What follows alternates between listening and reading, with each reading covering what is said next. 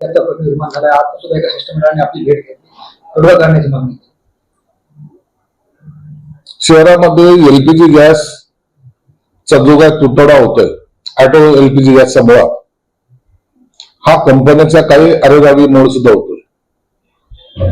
मी आता पुरवठा अधिकाऱ्याला सांगितलं, त्यांनी सांगितलं की आपलं काही नियंत्रण नसल्यामुळं मनमानी त्या टायमाला हे गॅस खरेदी करतात. गॅस नाही अशातला भाग नाही, गॅस आहे परंतु आम्ही नाही खरेदी करणार. काय करायचं? ही जी काय उर्मट भाषा या पंपवाल्यांची आहे त्याच्यामुळं खऱ्या अर्थानं या सगळ्या रिक्षा चालकांना त्रास होतो.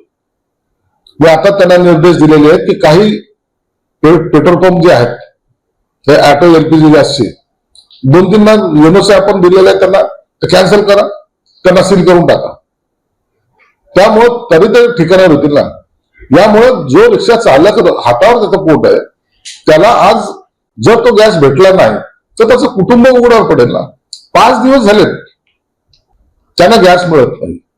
म्हणून आता ही कठोर कारवाई करण्याचे निर्देश मी पुरवठा अधिकारी आणि जिल्हाधिकाऱ्यांना दिलेले आहेत. आता तातडीने कारवाई करतील अशी त्यांच्याकडून अपेक्षा आहे.